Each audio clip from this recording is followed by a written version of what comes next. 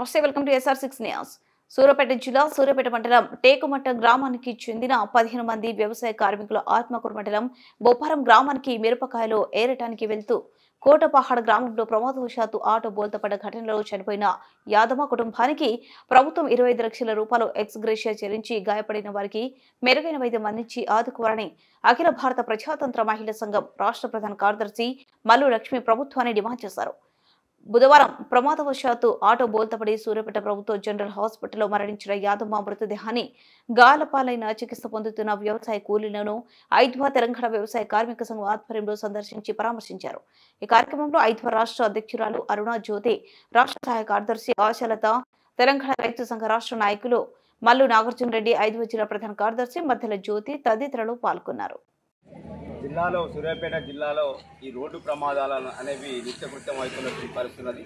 ఎందుకంటే ప్రధానంగా జిల్లాలో అనేక మంది కూడా పనులు లేక వ్యవసాయ కార్మికులు సుదూర ప్రాంతాలు అంటే దాదాపు 50-60 కిలోమీటర్ల దూరం మరి ఉదయం తెల్లారగట్ల 5 గంటలకి లేచి 6 గంటలకు ఆటోలో కూర్చొని పోతున్నటువంటి సందర్భంలో మరి రోడ్డు ప్రమాదాలు జరుగుతూ ఉన్నాయి. ఈ రోడ్డు ప్రమాదాలకు ప్రభుత్వమే దీనికి బాధ్యత వహించాలి.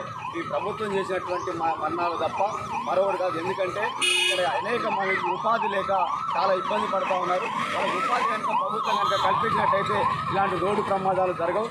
అందుకోసం ఎవరైతే వ్యవసాయ కార్మికులు మరి ఎలాంటి మరి ఆస్తిపాస్తులు లేకుండా రెక్కల కష్టమే నమ్ముకొని బతుకుతున్నటువంటి వాళ్లకు ఈ జిల్లాలో నిత్యం జరుగుతూ ఉన్నటువంటి కాబట్టి ప్రభుత్వం ఎవరైతే చనిపోయినటువంటి యాదమ్మ కుటుంబానికి మరి 25 లక్షల రూపాయలు ఎక్స్గ్రేషియా చెల్లించాలని చెప్పేసి తెలంగాణ వ్యవసాయ కార్మిక సంఘంగా డిమాండ్ చేస్తూ ఉన్నాం.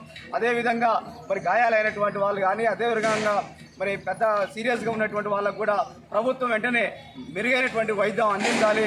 మరి వాళ్ళని కూడా కార్పొరేట్ హాస్పిటల్లో తీసుకో. సూర్యాపేట మండలం టేకుమట్ట గ్రామానికి చెందిన కూలీలు బతుకు తెరువు కోసము మిరప పనులు ఏరడానికి దాదాపు 4 నెలల నుండి వెళ్తూ ఉన్నారు. ప్రొద్దున్నే తెల్లారగట్ల 4 గంటలకు లేచి సర్ది కట్టుకొని 6 గంటల వరకు ఆటోలో రోజు పోతున్నటువంటి పరిస్థితి. ఈరోజు తెల్లవారుజామున 6 గంటలకి దాదాపు 20 మంది మహిళలు ఆటోలో మిరప పనులు ఏరడానికి కొత్తపాడు పక్కన బొప్పారంకి వెళ్తున్నటువంటి పరిస్థితుల్లో కుక్క అడ్డం వచ్చి పల్టీలు కొట్టి ఆటో పల్టీ కొట్టి మొత్తం కూడా కింద పడి చాలామంది దెబ్బలు తాకాయి. చాలా ప్రమాదంగా కూడా ఒక మహిళ ఉంది, ఒక మహిళ చనిపోయింది. వారి అందరికీ కూడా ప్రభుత్వము మెరుగైనటువంటి వైద్యాన్ని అందించాల్సినటువంటి అవసరం ఉందని డిమాండ్ చేస్తూ ఉన్నాం. అట్లాగే చనిపోయినటువంటి మహిళకు వాళ్ళ కూలి అంటే రోజు కూలి చేసుకుంటేనే వాళ్ళకు కుటుంబం గడిచే పరిస్థితి ఉంది. కాబట్టి ఆ కూలీలందరూ కూడా చాలా పేదవాళ్ళు.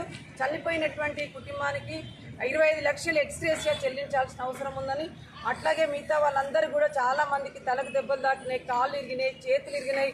వాళ్ళు మళ్ళీ వాళ్ళు కోలుకోవాలంటేనే 4-5 నెలలు పడుతుంది. మళ్ళీ పనిలోకి రావాలంటే కూడా ఇంకో 4-5 నెలలు పడుతుంది. కాబట్టి ప్రభుత్వం మానవత్వంతో ఆలోచించి, మానవత్వ దృక్పథంతో ఆలోచించి వాళ్ళందరికీ చేతులు కాళ్ళు ఇరిగినటువంటి వాళ్ళందరికీ కూడా 10 లక్షలు ఎక్స్గ్రేషియా ఇవ్వాలని ఐద్వాగా మేము డిమాండ్ చేస్తున్నాం. మేము ఇప్పటికే పూలే అంబేద్కర్ యాదిలో మహిళా హక్కుల పరిరక్షణ యాత్ర సూర్యాపేటకు రావడం జరిగింది నిన్న నైటు.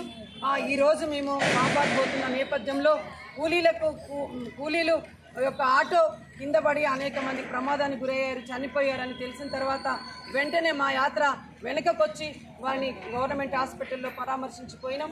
అందుకే వాళ్లకు ఎక్స్గ్రేషియా చెల్లించేదాకా ఆ కుటుంబాలను